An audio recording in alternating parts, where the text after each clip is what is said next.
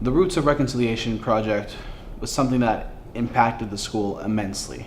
It was something everyone in the school was involved in it at one point. It got people more aware of the effects that residential schools had on a good majority of the schools, like ancestors, their heritage. A lot of them, they went through these terrible events. Well, the project was to bring more awareness to residential school survivors, how much they've been through and what they feel today. The Roots and Reconciliation project that we did last year was a lot about learning about the residential schools and the effects on the communities and the effects on the students. And we did a lot of rebuilding of the trust and stuff like that. And we learned a lot about the what happened in residential schools throughout the provinces. The Roots of Reconciliation is a project that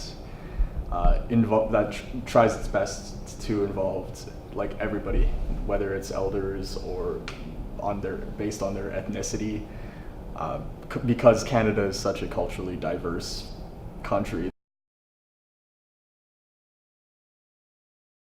My grandmother there, she on my dad's side, when she was a little girl, she was taken to residential schools, and she was stripped of her heritage and her language and everything. One night she was there and she was afraid to get up and ask to use the washroom because she couldn't speak English well enough to ask, and she was afraid she'd be beaten if she asked in her native language. So she didn't end up doing anything. She ended up just laying there and ended up wetting the bed. And the next day when they found out, they made her wear the pissy bed sheets over her head. And that blew my mind that they just treated someone, and a kid at that, just treated so unfairly just because of what they looked like, and what they talked like. And just because it wasn't their way, they thought it was okay for them to be so inhumane towards people. It's affected me a lot. My dad told me all about it when I was 13, and it was pretty bad. And he said that the reason for him being all sad and stuff like that, told me about what they did to him in residential school. It made me feel really sad. Good Lord. I felt really bad for him. Still feel really bad for him. Because a few years ago we lost our uncle, and they've been through residential school together. And it's pretty much the only time I've ever seen him cry in my entire life. It's really bad. So I was all for this project. The thing is, though, I never actually heard it straight from my elders. I only heard my mother talk about what my grandmother went through. I never actually talked to my grandmother about it. What she said is that they tried to basically just strip them of their culture, language. She said that if they spoke in their own native language, they would get hurt or whatever. And I remember my grandmother telling my mom that that her experience in there was that the lady was very mean. Remember, he was a brilliant speaker. He told us, he told everybody everything that we needed to know about residential schools, and he did so perfectly, honestly. I think everybody got a 100% clear idea of exactly what they were after he gave out that presentation. And also he's pretty good lacrosse player as circles. Yeah, we all got into a circle, and then we passed a feather, and whoever has the feather has to share their thoughts on the whole thing that was going on. And a lot of people who were of Aboriginal ethnicity, they got pretty emotional because your own elders went through something that was pretty horrible, and everybody there was quite a few people that were emotional that their elders didn't go through that, but by knowing that something like that happened on our own soil is just, it's pretty overbearing to take in. My dad came to the school when Alan Downey was here. He joined us in our circles. And we talked about how we learned a lot of things from Alan Downey. And we talked about how we felt and how we should plan to bring this whole thing together and into the light. The sharing circles, each student got a chance to talk about how they felt about the presentations and how they what they thought about residential schools. And when we went back for the next circle meeting, the opinions and everything had changed completely, and everybody was really positive about it and thought how we should move on and had lots of good ideas and stuff.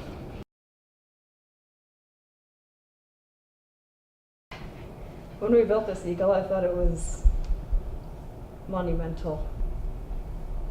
I think it was a very proud moment for our entire school. What I did first, and what every student at LDSS did to get involved with the project, was to take part in the eagle. Each and every one of us did our own feather, and we imprinted a certain message into it, like an inspirational message, say like hope or anything along that line. Building the feather was really cool because the eagle was made out of every single person's feather in the school, and when we made the feathers, we got to put our own mark on it by putting a word or a phrase on it or a statement. And personally, I put sorrow because I felt like it just fitted. And yeah, it was a really cool experience. It's really cool because you think about it and thinking how every single feather on that eagle was made by a student at LDSS. Since the whole thing got introduced into the school, I've seen like major improvements from peers everywhere.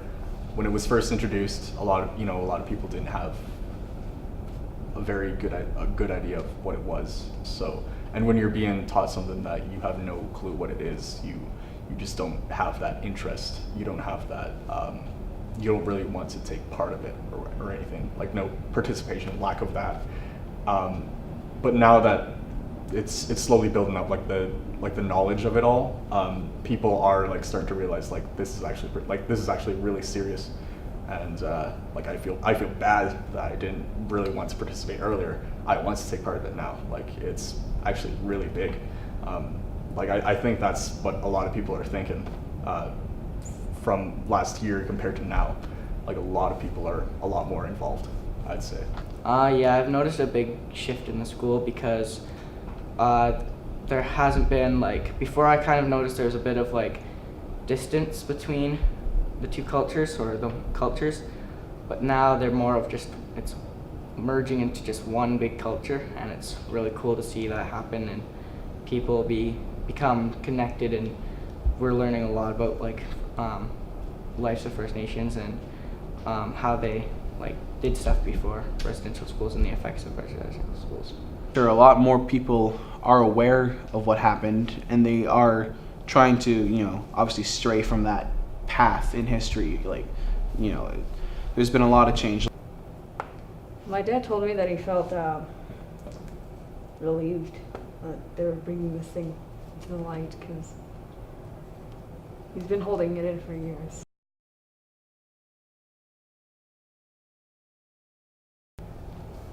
I think we're doing pretty good so far. Honestly, my dad, he thinks this is really good. Yeah. Like, just as is, I think it's pretty good. So I wanted to make I wanted to see it as a bigger thing, like the same way we remember, Canada Day. I suppose, like the birth date of Canada. I kind of want it to be remembered at that high of a, to be remembered like that big. I think something that we could do is like allow, or like less not maybe racial slurs. Well, I would like for it to be something bigger than what it is. Even like this is the start of something huge. Like, you know, we're dropping a rock and it's creating a ripple effect, and it'll just spread. And that is what I wish to achieve. That, you know, one day it'll be a wave and everyone just knows about it, and it's just something that's talked about and it's known, and it's not something that's kind of subsided and just kind of ignored and like pushed underneath. You know, it's, I want it to be something bigger, and I want it to be more known and talked about, because it is something that has affected a lot of us personally.